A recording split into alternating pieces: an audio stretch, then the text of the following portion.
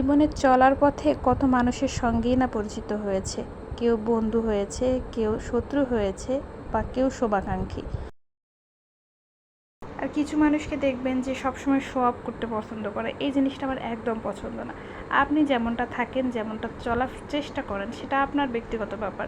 আর সব সময় যে মানুষের সামনে শো অফ করতে হবে এমনটা কথা নেই। আর সবাই যে আপনার মতো চলবে আর সব সময় যে আপনার কথা মতো চলতে হবে এমনটাও কিন্তু কথা নেই।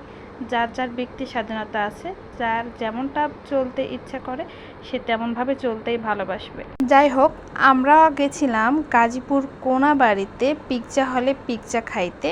মাঝে যখন আমার দম বন্ধ হয়ে আসে তখন বাইরে থেকে একটু ঘুরে আসি, দেখবেন যে ভালো লাগে। আর এখানে আমরা পিৎজা হলে পিৎজা অর্ডার করে দিলাম। আর এখানে অনেক রকম মেনুতে পিৎজা রয়েছে, যে যেমনটা পছন্দ মতো পিৎজা খেতে পারবে। আমরা অর্ডার দিয়ে দিলাম। আর 30 মিনিট সময় লাগবে। এই সময়টা কিভাবে উপভোগ করা যায় আমরা সেই জন্য একটু ঘোরাঘুরি করে আমরা ছবি উঠে সময় পার করে দিচ্ছিলাম। আর আমার ছেলেটাকে দেখতেছেন, সে কিন্তু বাইরে ঘুরতে ভীষণ পছন্দ করে। আর এখানে অনেক রকমের লাইটিং আছে, সে তো চারপাশ ঘুরে ঘুরে দেখতেছে। আর এই জিনিসটা খুবই ভালো লাগে আমার কাছে, যে বাইরে গেলে একটুও জ্বালায় না। অন্যান্য বাচ্চারা যেমন জ্বালায়, আমার বাচ্চাকে নিয়ে ঘুরতে আমার ভীষণ ভালো লাগে। আর সে কতটা খুশি হয়েছে আপনারা দেখে বুঝতে পারতেছেন। সে সম্মানে হাসতেছিল আর এত আনন্দ পাইছে যে কি বলবো।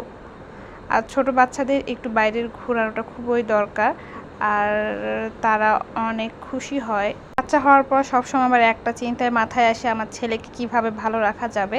আর বাচ্চার কোনো কিছু হইলে সত্যি অনেক খারাপ লাগে, কারণ আমার 10টা না 5টা না, একটাই ছেলে।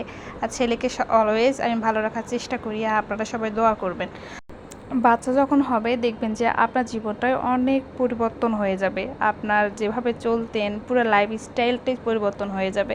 দেখবেন যে আপনার খাওয়া ঘুম সব থাকবে না।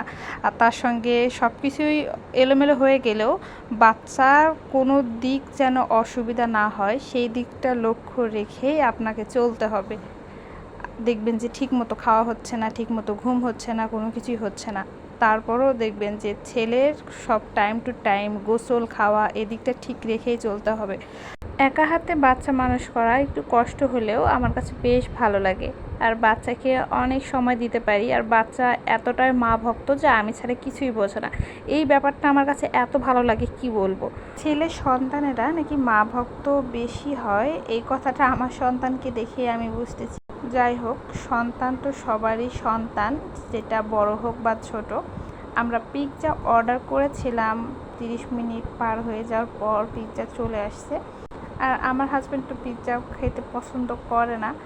আর আমি আর ঝিনমণি, যাকে দেখতে পাচ্ছেন, সে পিৎজাটা খাইছি, সেও খাইতে পছন্দ করে নাই। তারপর আমি জোর করে খাওয়াইছি। আমরা দুইজন মিলে পুরো পিৎজাটা শেষ করছি। মানে আমি বেশি খাইছি, সে পিৎজা খাইতেই চাচ্ছে না। আমি একটু জোর করে হলেও খাওয়াইছি। যারা পিৎজা লাভার রয়েছেন তাদেরকে তো পিৎজা অবশ্যই ভালো লাগবে, আমার কাছেও বেশ ভালো লাগে। আর আজকে এই পর্যন্তই। আশা করছি আপনারা ভালো থাকবেন। আশা করছি আপনাদের ভিডিওটা ভালো লাগবে।